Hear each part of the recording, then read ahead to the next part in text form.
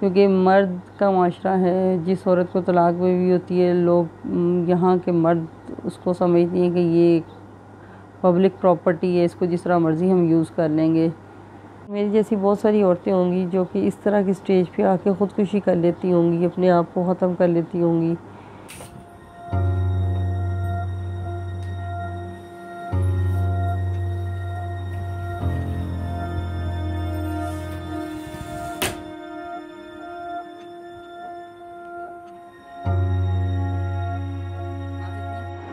मेरा नाम सादिया है और मैं मुल्तान की रहने वाली हूँ, मुल्तान की रहायशी हूँ। मेरी ज़िंदगी में बहुत सारे उतार चढ़ाव आते रहे हैं और सबसे पहले मेरी शादी 1999 में हुई और एक गांव में शादी की, जबकि मैं शहर में रहने वाली थी। और लेकिन वालिदैन की पसंद से शादी हुई तो अच्छी ज़िंदगी मैं गुजार रही थी। लेकिन 5 साल औलाद ना होने की वजह से बहुत अच्छी ज़िंदगी के बावजूद मेरे शौहर ने मुझे तलाक दे दी। और उसके बाद बस फ़कत बहुत ज़्यादा परेशानियां देखी, बीमार हो गई, बेड पे लग गई। लेकिन फिर ज़िंदगी की तरफ वापस आना पड़ा। सब ने, कुछ बहन भाइयों ने बहुत सपोर्ट किया, माँ बाप ने सपोर्ट किया। फिर 2 साल के बाद छोटी बहन की शादी से पहले, जैसे कि हमारे माशरे में कहते हैं कि तलाक याफ्ता या बेवा की शादी पहले कर देनी चाहिए, तो इसी तरह वालिद साहब ने फिर कुछ लोगों ने बहुत मजबूर करके और बहुत मिन्नतों के साथ मेरा रिश्ता लिया। बहुत ज़्यादा अर्सा मेरे घर के चक्कर लगाए। बहुत अच्छी फैमिली, बज़ाहिर बहुत पढ़े लिखे लोग थे। तो बस इस तरह फिर मेरी वहाँ पे भी शादी हो गई।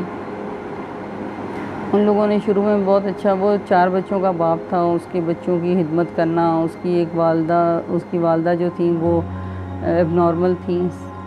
उसका एक बच्चा था, सबसे छोटा बेटा जो था वो भी एबनॉर्मल था। और उनकी खिदमत करना सारा दिन, वो लोग बड़े खुश भी थे मुझसे, बच्चे भी मेरे साथ एडजस्ट कर गए। लेकिन फिर वही नंद जो कि मेरे सामने हाथ जोड़ जोड़ के और मेरे पैरों में बैठ बैठ के मुझसे मिन्नतें कर कर के रिश्ता लेती थी, उन्हीं को मेरे साथ इख्तलाफ हो गया कि उनको ये लगा कि मैंने उनके भतीजे भतीजियों को अपने हाथों पे डाल लिया।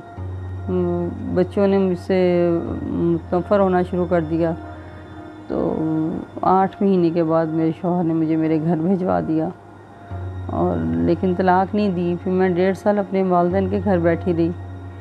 तो जिस दिन मेरी उसके साथ शादी हुई थी उसी दिन उसने मुझे तलाक भिजवा दी, पूरे 2 साल के बाद। तो फिर तो उसके बाद ज़िंदगी मुझे लगता था कि बिल्कुल ख़त्म हो गई है, बिल्कुल कहीं कुछ नज़र ही नहीं आता था। हर तरफ मुझे ऐसा लगता था एक अंधेरा है, आगे कोई रास्ता ही नहीं नज़र आता था। फिर मैंने बहुत सारी जगहों पे जॉब्स की, मुख्तलिफ़ जगहों पे बाहर निकल के बड़े प्रॉब्लम्स फेस किए। क्योंकि मर्द का माशरा है, जिस औरत को तलाक भी होती है, लोग यहाँ के मर्द उसको समझते हैं कि ये पब्लिक प्रॉपर्टी है, इसको जिस तरह मर्ज़ी हम यूज़ कर लेंगे।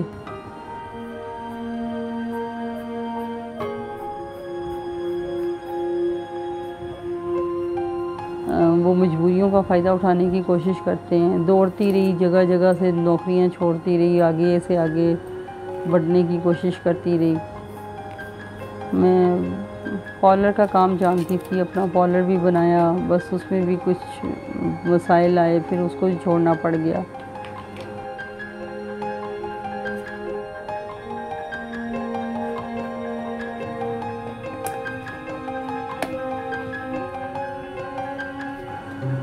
फिर कुछ अर्से इस तरह तकरीबन 6-7 साल मैं अपने वालिदैन के घर में बैठी रही। मेरे वालिद साहब की डेथ हो गई। उसके बाद फिर से वही लोगों ने फ़ोर्स करना शुरू कर दिया कि आप शादी कर लें, क्योंकि अब वालिद भी नहीं है, एक ही भाई हैं, वो कब तक आपको सपोर्ट करेंगे और कब तक आपको मतलब अफोर्ड भी करेंगे, तो आप बेहतर है कि आप शादी कर लें।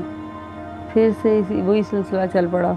फिर उन सब के कहने पे फिर एक दफ़ा मेरी शादी हुई। किसी शख्स आया उस बाहर के मुल्क से, उसने कहा जी मुझे शादी करनी है और मैं तो इसी तरह की खातून से शादी करना चाहता हूँ जो कि जिसने कोई दुख देखे हो, ताकि वो मेरे साथ अच्छा निभा कर सके। मैं उसको सुकून दूंगा, खुशी दूंगा, ये वो सारी इस तरह वाली बातें। खैर उसने मुझे बड़े अच्छे तरीके से, बड़े भरपूर तरीके से, अच्छा इजहार के साथ और अच्छे तरीके से शादी करके लेके चला गया। बल्कि मैं बाहर के मुल्क भी चली गई।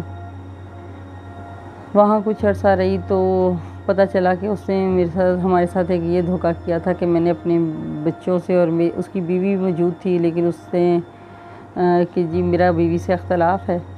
तो वहाँ जाके मुझे पता चला कि कोई इस तरह की बात नहीं, इख्तलाफात नहीं थे, और ना ही वो अलहदा थी इससे। तो उन्होंने फिर इसको फोर्स करना शुरू कर दिया। बच्चे उससे अलहदा हो गए, उन्होंने इसकी सारी जायदाद वगैरह पे कब्ज़ा कर लिया। मैं भी बहुत डरी हुई थी, क्योंकि मैंने इतनी ज़िंदगी में मुश्किलात देखी थी कि मैं अब सोचती थी कि जैसे भी होगा इसके साथ निभा करूँगी। और मैं उसको कहती थी कि अगर आप अपनी बीवी और बच्चे आपके आ भी जाएंगे तो मैं हर कीमत पे उनकी खिदमत करके भी उसके साथ निभा करूँगी। तो वो भी ये कहता था कि नहीं, तुम भी मेरी वैसी बीवी हो, तो मैं तुम्हें किसी कीमत पे भी इस तरह नहीं छोड़ूंगा कि मैं तुम्हें छोड़ दूँ उनके कहने पे ही। मैंने अल्लाह से वादा किया हुआ है, और मैंने खुदा से वादा करके तुम्हें अपनाया है।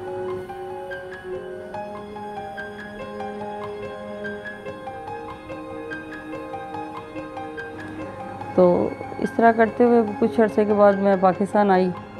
तो वो भी छुट्टी लेके वापस पाकिस्तान आ गए, और यहाँ आके बड़ा इजहार किया कि जी मैं तो 10 दिन भी नहीं रह सका, मैं बहुत उदास हो गया था। यूँ है हमारा अच्छा टाइम गुजर रहा था बहुत। फिर उसकी बीवी ने और उसके बच्चों ने इसके ऊपर बहुत ज़्यादा प्रेशर डालना शुरू कर दिया, और करते करते फिर मैंने उसकी बेगम को भी फ़ोन पे बहुत दफ़ा कहा कि आप जैसे भी कहेंगी मैं अलहदा रह लूँगी, अगर आप मुझे कहेंगी तो मैं अपने माँ बाप के घर भी रह लूँगी, लेकिन आप मेरा निकाह ना ख़त्म करवाएं, आप मुझे तलाक ना दिलवाएं। लेकिन उसने एक ही शर्त रखी हुई थी कि जब तक तुम इसको निकाह में रखोगे हम तुम्हारे साथ नहीं रहेंगे। उसने फिर अपने बच्चों के उस प्रेशर में आके, या किस प्रेशर में आके, मुझे अचानक मेरा सारा सामान भी लेके चले गए साथ कि तुमने भी आना है मेरे पास वापस, और हर चीज़ ले जाके, और वहाँ से मुझे उसने डिवोर्स भिजवा दी। और मेरे भाई को फ़ोन करके कहा कि मैं सादिया की टिकट्स और वो भिजवा रहा हूँ वीज़ा, तो आप उसको भिजवा दें। जैसे मेरे भाई ने वो पेपर्स खोल के देखे तो उसके अंदर डिवोर्स थी। बस उसके बाद मैं बिल्कुल एक साइको पेशेंट की तरह एक कमरे में बंद हो गई। फिर उसके बाद तो मुझे कुछ भी नज़र नहीं आता था। बिल्कुल मैंने जो अपने आप को थोड़ा बहुत संभाला था वो बिल्कुल सारा कुछ ख़त्म हो चुका था। मैंने अपने आप को एक कमरे तक महदूद कर लिया, और उसके बाद फिर मुझे ऐसा लगता था कि अब ज़िंदगी में मेरे पास कुछ भी नहीं बचा। बस यूँ मैंने सारी जो मुश्किलात पहले भी देखी हुई थी, मुझे लगता था कि फिर मैं उसी जगह पे आके खड़ी हो गई हूँ। तलाक एक ऐसा लफ्ज़ है जिसके लिए औरत सोच भी नहीं सकती कि उसको कभी भी ज़िंदगी में इस तरह का लफ्ज़ उसके सामने आए। ये मर्द का माशरा है, वो ख़ुद औरत को तलाक देता है, और फिर वो ख़ुद ही औरत को इस बात के लिए उसकी ज़िंदगी अजीरन कर देता है। फिर मेरे भाई ने मुझे एक साइकियाट्रिस्ट के पास लेके गए, उनसे मेरी सिटिंग्स हुई, काउंसलिंग हुई। उसके बाद उन्होंने मुझे बताया, मतलब उन्होंने मुझे ये रियलाइज़ करवाया कि ज़िंदगी अभी भी ख़त्म नहीं हुई, आप बहुत बाहिम्मत हैं। उन्होंने मुझे बहुत हौसला दिया।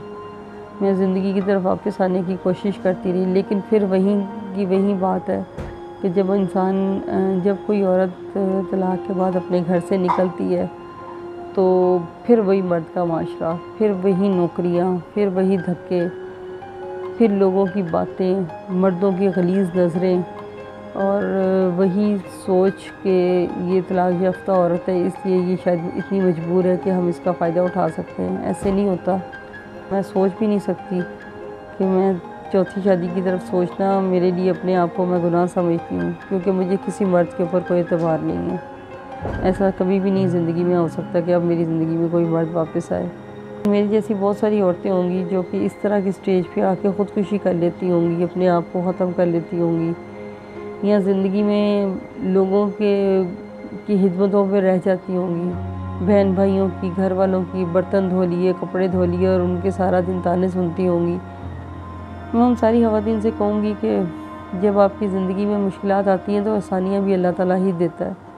क्योंकि हर आज़माइश के बाद अल्लाह ताला आसानियाँ ज़रूर देता है। मैंने अपनी ज़िंदगी से यही सीखा है, अल्लाह ताला की ज़ात बड़ी रहीम है, वो इंसान के ऊपर रहम करता है। उसने मुझे फिर से सब्र दिया, मुझे हौसला दिया। आज मैं एक अच्छी जगह पे जॉब कर रही हूँ, बाइज़्ज़त जॉब कर रही हूँ।